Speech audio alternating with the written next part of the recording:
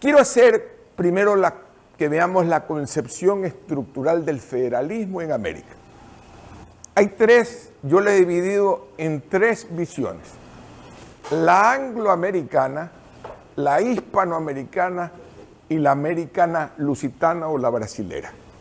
Esas tres marcaciones marcan tres tipos de federalismo distintos desde el análisis histórico y desde el análisis de sus orígenes. Por ejemplo, la carga cultural hispánica, la carga anglosajona y la lusitana marcan tres aspectos diferentes en la carga cultural que, como dice el Reino de España, tenía un gobierno con carga centroestatista profunda. Dice Agustín Ortega y Gasset, quienes lo leemos a menudo, en su obra La España invertebrada, señala con claridad que la visión periférica que tenía Madrid o el rey de todo su reino. Inclusive, como ustedes lo saben, decían que el Reino de España nunca descansaba el sol. Es decir, imagínense lo periférico que resultaba la mirada de un rey. Y yo siempre digo, todo comienza, vuelve y termina en ese centro. Ese centro que comienza en el kilómetro cero en la Plaza del Sol, que está marcada. Ahí comienza el centro, también el centro de la América hispana. No es solo el centro del Reino de España, sino el reino en su momento. O sea, hay una visión de centro, el punto cero objetivo en un centro hispano. En el otro lado, y usted ve que este ejemplo gravita y se vuelve muy complicado cuando usted ve que a pesar de que España tiene un régimen autónomo y tiene un régimen comunitario, los españoles son la capital o una de las dos o tres capitales con mayor concentración per cápita en relación a su población. Más del 14% de la población se concentra en el centro, lo que veremos en las naciones hispanoparlantes. No ni en las portuparlantes, ni en las angloparlantes, ni francoparlantes. Usted viene aquí a este ejemplo y ve cómo las naciones como México, a pesar de todo, 22 millones de su población gira alrededor del centro. Es decir, el 16% declarados, y estas son naciones que se declararon federales. La otra, Buenos Aires, 18 millones, 39% entre lo que es la capital y la periferia. Y Caracas y su entorno, el 12.5%. Ninguna de las capitales hispanoamericanas federales va debajo del 5%. Y son indicadores normales que usted encuentra en la Europa federal. Aquí tiene Estados Unidos, naciones anglo y germanas. Tiene Estados Unidos, 700.000 la capital, 0.21% de la población. Ottawa, 1.4 millones, 3.59% de la población. Berlín, el 4.37%, después de la Unión. Antes de la Unión no llegaba al 3%. Y luego tiene usted a Berna, que es quizás la demostración de la confederación más democrática de todos, porque es la más horizontal de todas. Fluye desde el cantón más sencillo, desde la parroquia más pequeña, cualquier cosa cruza por la consulta popular, es decir, por la autodeterminación de los pueblos. Este indicador desde las matemáticas es un indicador que aproxima a un nivel de descentralización muy elevado, por lo menos como una, no diría una conclusión, pero sí como un punto para analizar, una hipótesis para analizar, porque esa capital tiene ese nivel como también cuando revisamos las capitales estatales de los Estados Unidos. Miami no es la capital de la Florida, Tallahassee es la capital y es una población mínima en relación al total de la población de la Florida, o en el caso de algunos otros estados norteamericanos que valdría la pena inducirlo. Siguiente cuadro. ¿Cómo nacieron los federalismos angloamericanos, hispanoamericanos y de la América lusitana? La primera, Argentina. El federalismo de Argentina fue siempre una lucha permanente por el centro. Ya Argentina era una capital, era un órgano donde el rey concentraba un centro de acopio de la riqueza que iba a las manos de los estados.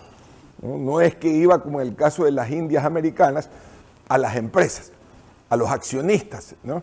Esto iba para la plata, el obraje, todas las estructuras político-económicas iban para hacer funcionar dinero para que le llegue al reino, al rey. Era básicamente una relación estatista en su esencia, estatista con la palabra monarquía, o sea, monárquica, que en el fondo es el Estado. Y eso hizo que se dé una lucha al inicio del siglo XIX muy grande, extremadamente grande, entre los federalistas y los centroestatistas. Al final se disfrazó de federalismo y, como ustedes ven, un resultado: Buenos Aires es la capital con mayor población per cápita de toda la estructura latinoamericana en relación a la población total de la ciudad. Brasil, en cambio, muy diferente. En 1824, Pedro el Grande, Pedro I, perdón, me estoy equivocando de otro Pedro, pero Pedro I ordena que se haga una constitución. La desarrollan y a fines de siglo la tumban y nace una constitución propia federal. Pero lo interesante es que Pedro el Grande es el único monarca español colonial que gobernó fuera de Portugal, que asentó su imperio en la colonia. Ni los ingleses lo hicieron, ni los españoles lo hicieron, ni los holandeses lo hicieron, solo Pedro el Grande.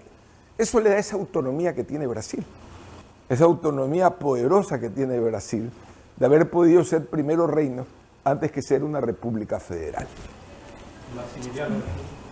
Maximiliano es México, pero gobernó por delegación. O sea, y gobernador por delegación. Este se asentó en su lugar. México, esto es muy interesante, la fenomenología mexicana, porque además, al igual que no solo fue el centro del centralismo español, también fue el centro del centralismo azteca. Es decir, su esencia ha sido centralista en su naturaleza. Hay una connotación de doble centralismo, de dos centralismos imperiales. Por ende, y a pesar de que se declaran casi a su inicio un Estado federal, hasta hoy día la gran discusión, y lo pueden leer en los diferentes, es cuál es el grado de centralización que tiene México.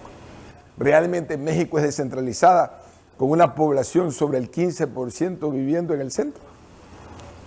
Y esa es una de las preguntas sociológicas, Manto. Es federalista porque se declara, y siempre hago una analogía con el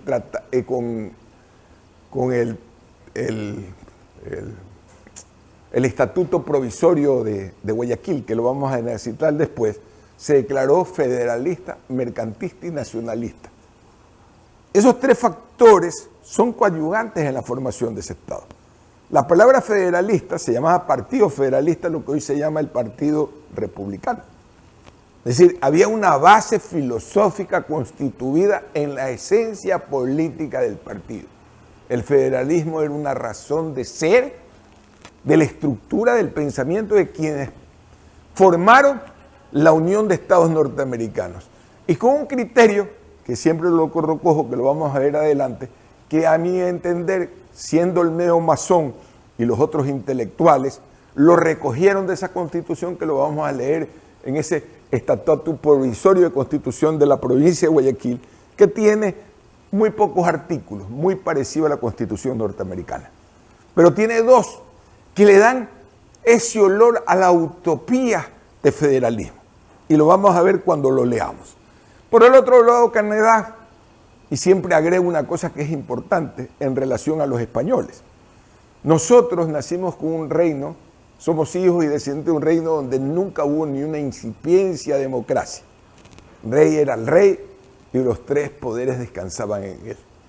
En tanto, los anglosajones, en el siglo XVII, producen la primera transformación democrática de Europa, cuando crean la Cámara de los Comunes.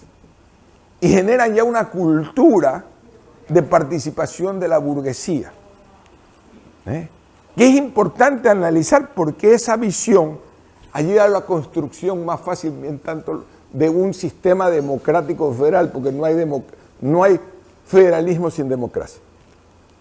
Es decir, el federalismo tiene que ir acompañado de democracia, porque es la representación de la voluntad de demasiadas comunidades, no de un individuo. Y ya lo vamos a ver un poco más adelante. Los suizos, que son quizás los padres hermanos de este tema, nacen su confederalismo o su confederación en el siglo XIII, donde fundan sus 3 cantones. Logran integrar idiomas y cuestiones. Tienen una tradición de consenso de más de 700 años. Y eso es muy importante para comprender por qué hay naciones como Suiza donde el federalismo funciona, porque hay una tradición de respeto al otro. No hay redentores en Suiza. No hay presidencialismos que van a salvar nada. El mayor de las evoluciones de confederación que por lo menos he podido estudiar hasta ahora. En resumen, podríamos decir que los orígenes del federalismo latinoamericano son colonialistas, en tanto que los hermanos son de 2 alternativas. O hermandades regionales, formados a través de los núcleos de los ríos, la del Rin, la del Oder, la del Elba, o comerciales, ligas comerciales, como la del Báltico, que dio origen a la Liga Hanseática, de la cual Hamburgo fue su capital. Siempre tuvieron una capacidad de asociatividad más que en la guerra, en el negocio, sobre todo los hanseáticos, más que los guerreros que se hacían flicos entre ellos, que hubo guerras, no estoy negando la opción de una discusión, pero siempre los unía el comercio. Y aquí viene la provincia de Guayaquil, que es una discusión permanente.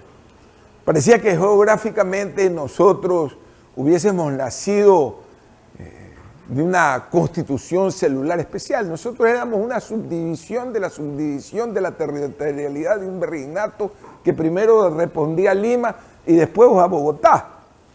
O sea, nuestra identidad fue primero peruana y luego colombiana.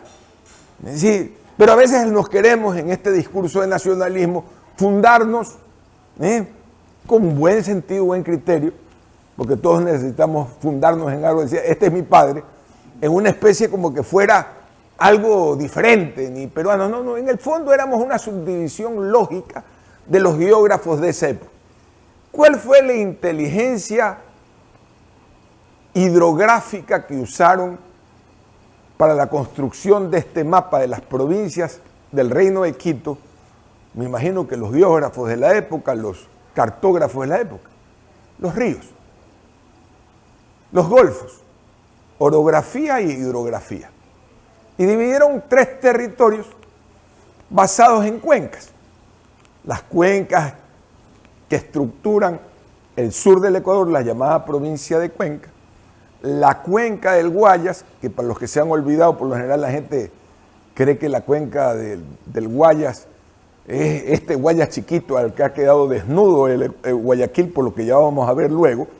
Es una cuenca hidrográfica que tiene una función de algo de cerca de 100.000 kilómetros, que termina, es la sumatoria de 2 cuencas, la del río Guayaquil, hoy llamado Guayas, todavía no descubro por qué cambió ese nombre, se llamaba el río Guayaquil o la ría Guayaquil, y el río Jubones. Esas 2 grandes cuencas forman las cuencas del Golfo.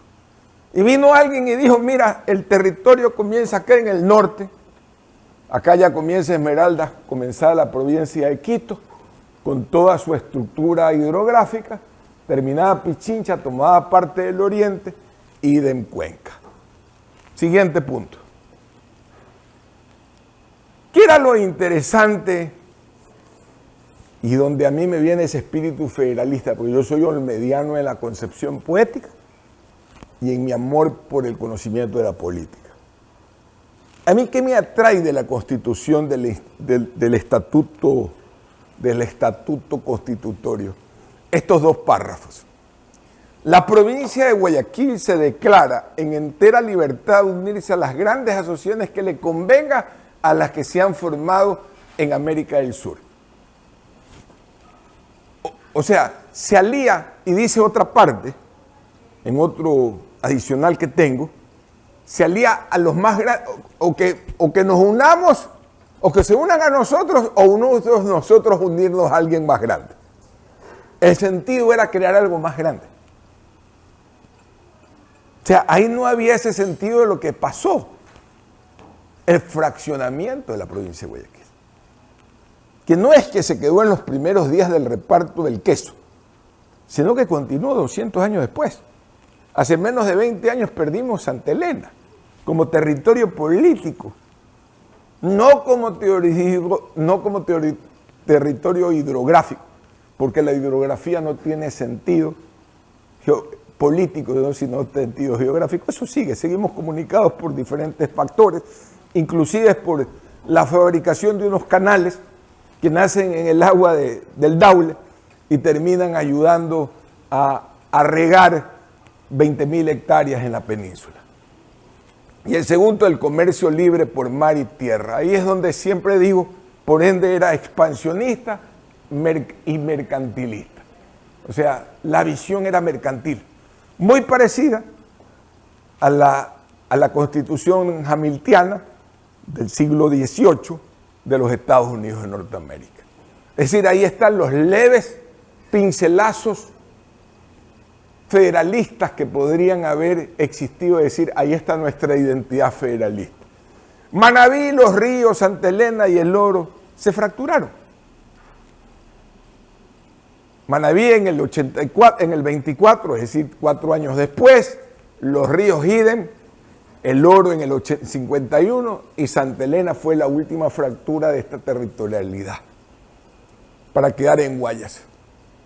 Pero antes de eso, hemos de preguntarnos por qué perdimos esos territorios. ¿Qué pasó con esa visión rural? Porque en esa época los próceres revolucionarios eran territoriales. Recordemos que la casa de Flores colindaba con la de Olmedo en el río Babahoyo, la de Pedro Carbo en Daule con la de Avellán, y así vas buscando una estructura, el poder político no residía en la ciudad de Guayaquil, residía en la extensionalidad mercantil que producía el campo. De ahí vienen todos los nombres, cada nombre importante de un prócer no tenía que ver con el tamaño de una tienda, de un comercio, tenía que ver con el tamaño de su finca, de su hacienda. No tenía que ver eso, el fulano marcaba un territorio. De hecho, la revolución liberal fue financiada por esos terratenientes. Por eso cuando la proletarizan yo me río, porque fueron aportes de la burguesía en su determinado momento. Pero aquí viene un tema que quizás nos debe llevar a una reflexión.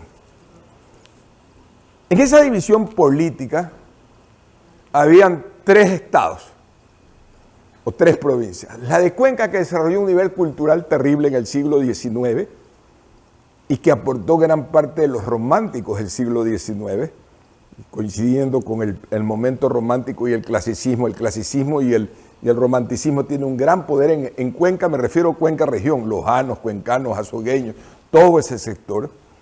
Los quiteños, y aquí viene una cosa que va a ser muy interesante por la análisis, que dice que es una cultura tecnocrática, burocrática profunda, y los costeños, que fuimos siempre mercantilistas, los guayaquileños. Quito, como centro político, ha sido el gran formador de élites religiosas, militares y tecnocráticas. Los costeños, poco o nada participaron y participan en estos procesos políticos. Para ellos los quiteños se han formado en el campo de la teología, la política y la estrategia militar. ¿Y de dónde cierno esta hipótesis? De un hecho extraordinario. Póngame las fechas de constitución de los centros universitarios. La Universidad Central de Quito se forma en 1620. Imagínense en el poder que ejercían en el conocimiento cuando formaban teólogos, pues las universidades eran para hacer teología, para formar tecnócratas y para formar militares. Nuestra Universidad de Guayaquil, fundada por Pedro Cabro en 1867. Es decir, algo más allá de 250 años. Estuvimos totalmente aislados de la formación de poder cultural y de poder político.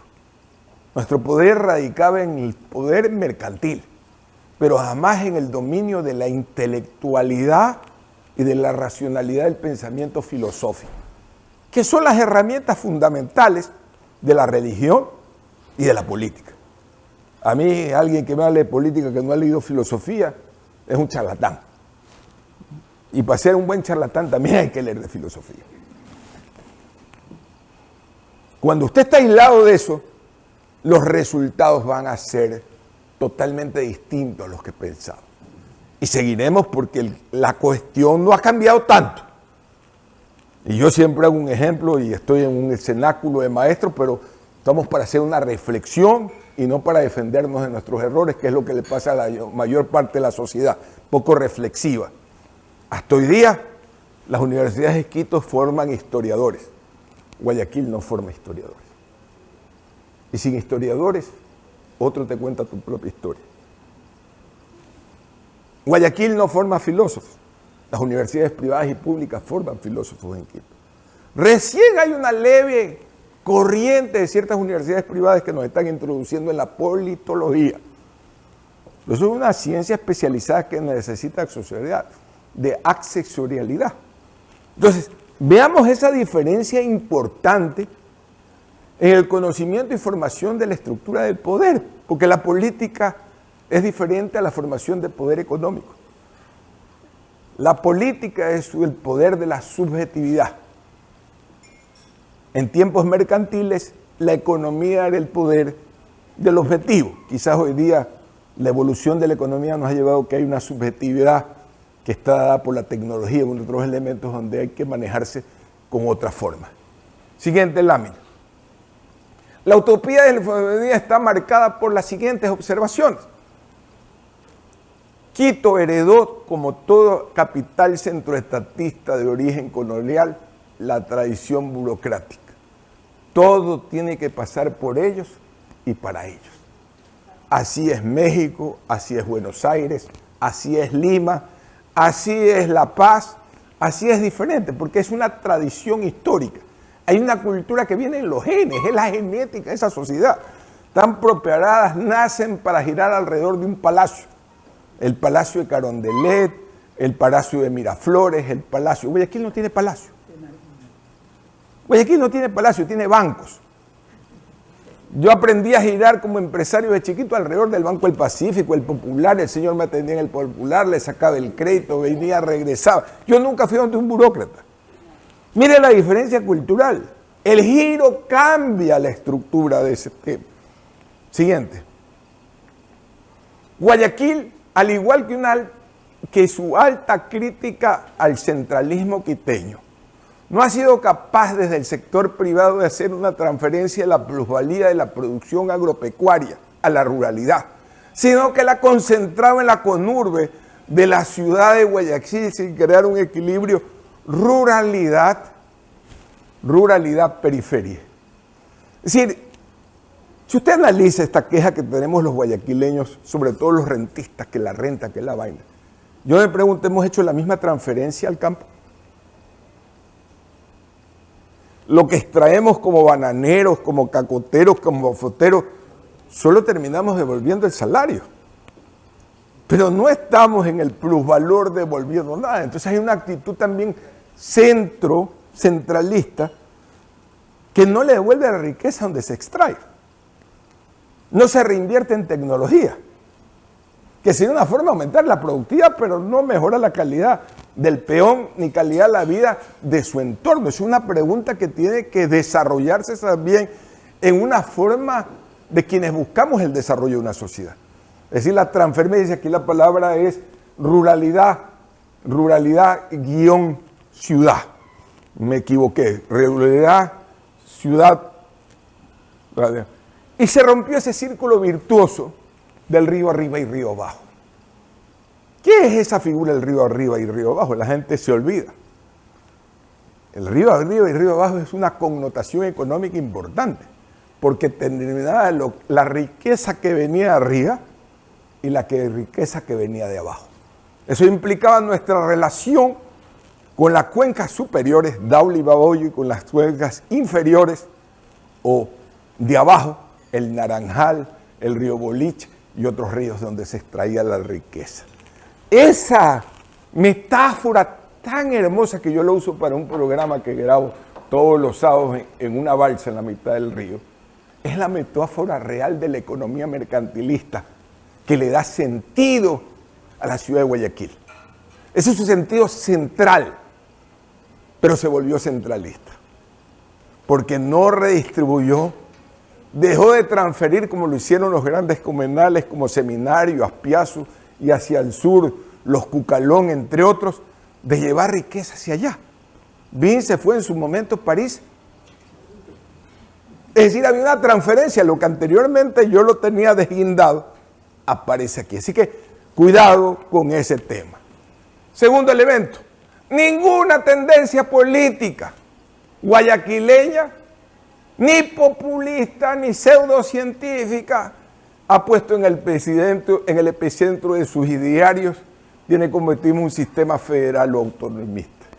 Los retos que ustedes me saquen, el artículo de algún partido fundado en los últimos 50 años en el Ecuador, en Guayaquil, o que haya tenido sede en Guayaquil, que tenga en el centro de su ideario el concepto federal o el concepto autonomista. Libertad, independencia, por eso. Sí, pero eso no es federalismo. El enunciado de libertad también lo puede enunciar un centralista.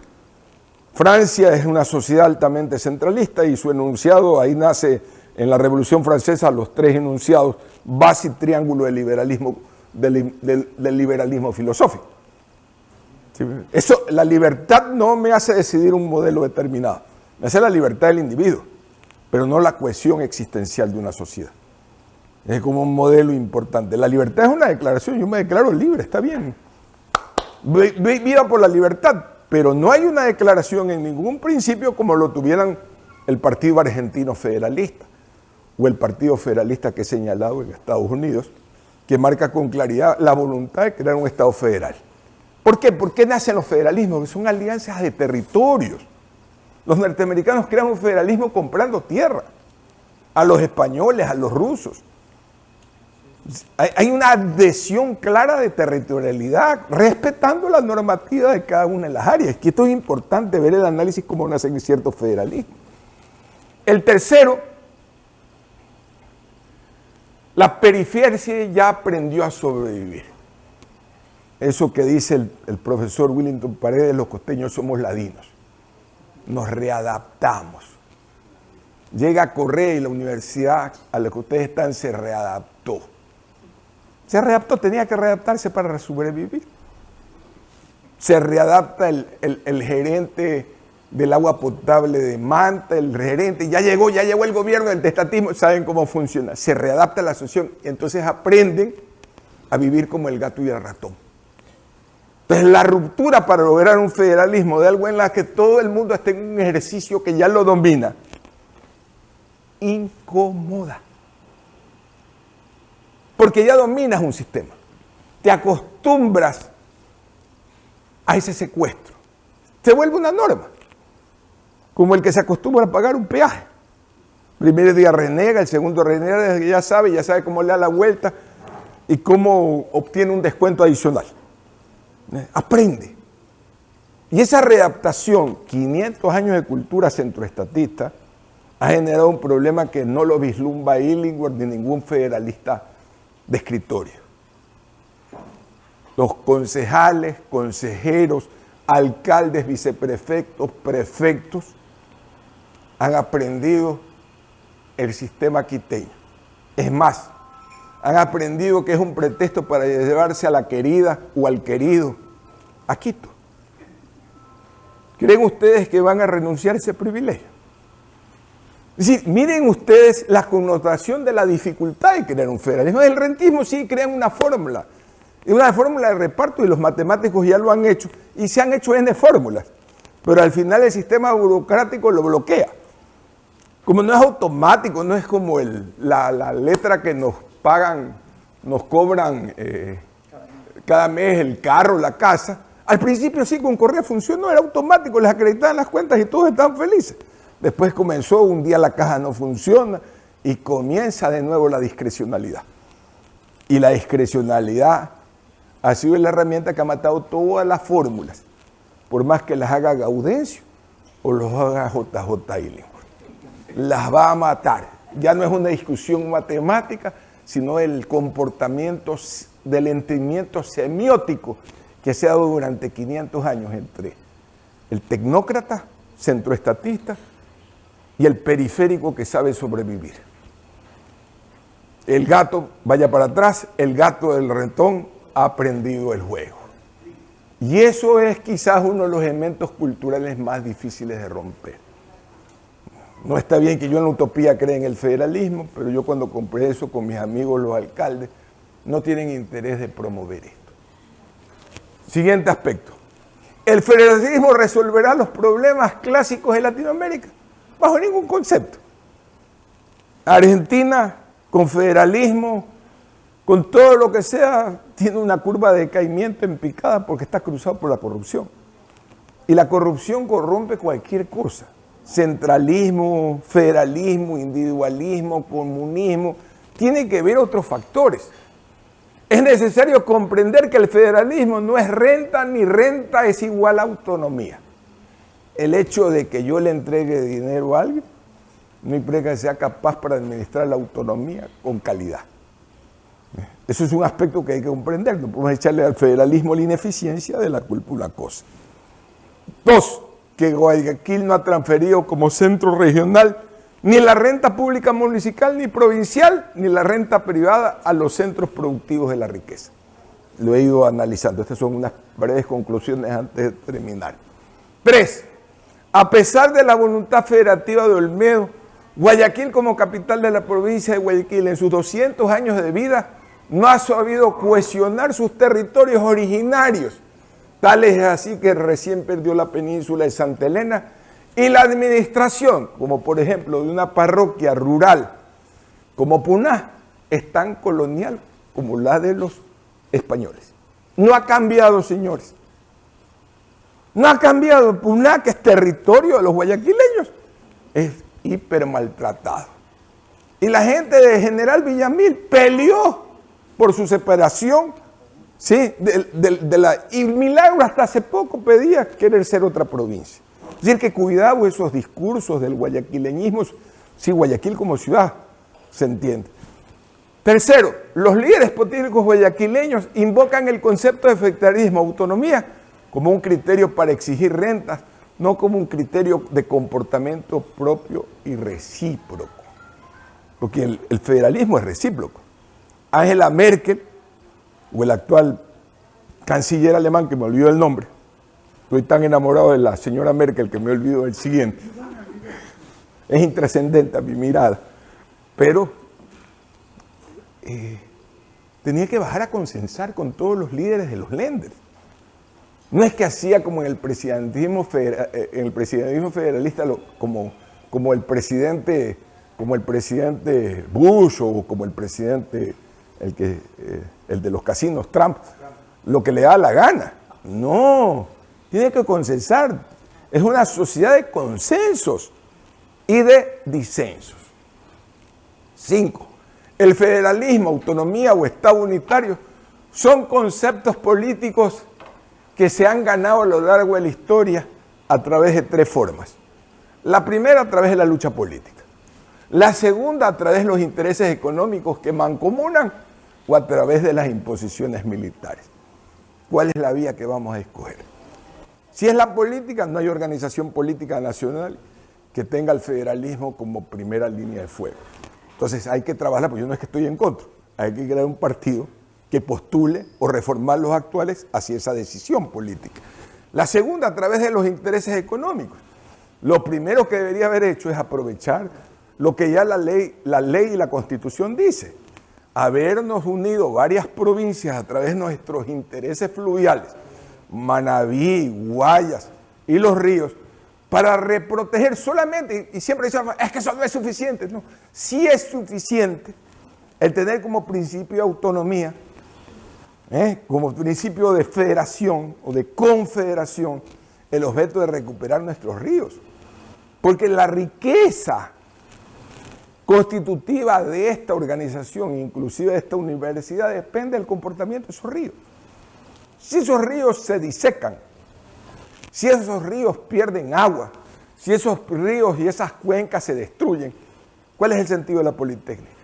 ¿Cuál es el sentido mío como comerciante? Entonces, tenemos una mancomunidad que se puede generar de acuerdo a la actual ley. Ahí hay que comenzar a trabajar. Y ir a una segunda cosa que la misma ley, que también les parece insuficiente. Pero yo siempre que uno tiene que trabajar no con lo que le gusta, sino con lo que uno tiene. Porque bajo ese concepto tendríamos que renunciar a los escasos recursos que tenemos. Y yo recuerdo, hoy día creo que estar con ustedes, quiero homenajear a mi padre.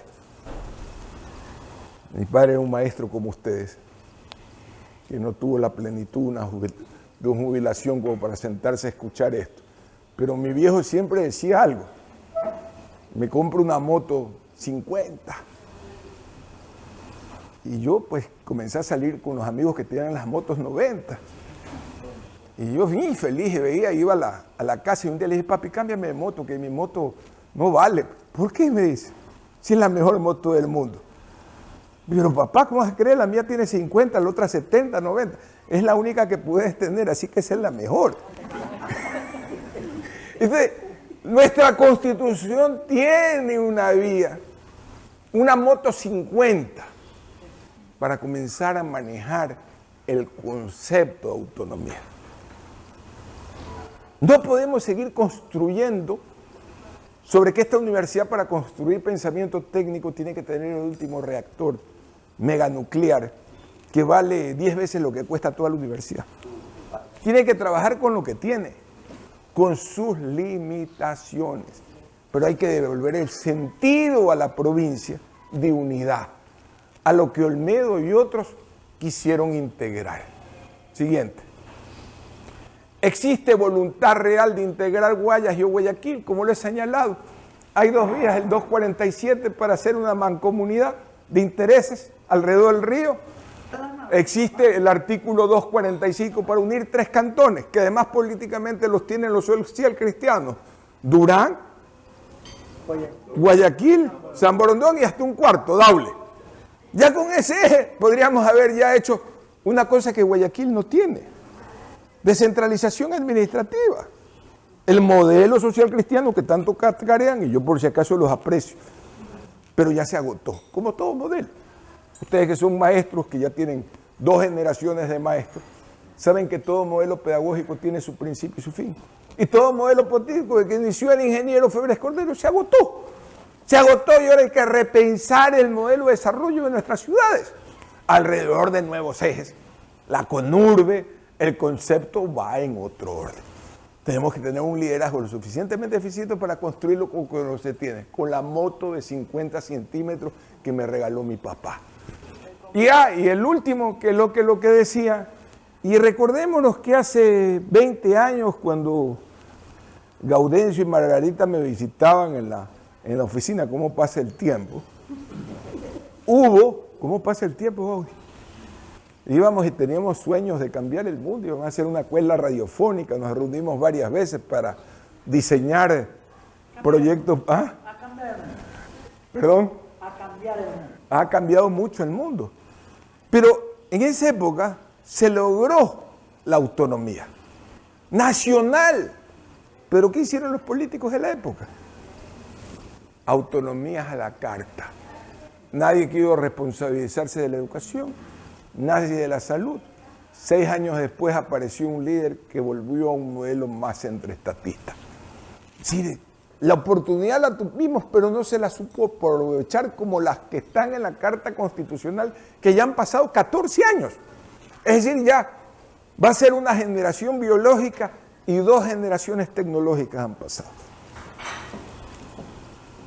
2 generaciones tecnológicas. Una biológica se va a completar y 2 tecnológicas. Para querer ser una federación de pueblos es necesario organizar un partido político que de la política estructura estados regionales basados en conceptos hidrográficos, orográficos y culturalmente bien definidos. De lo contrario, todo sueño federalista, indistinto que sea el de Olmedo, de Rocafuerte o el de Juan José Illingworth, se mantendrá donde siempre ha estado, en una utopía. Gracias por su escucha.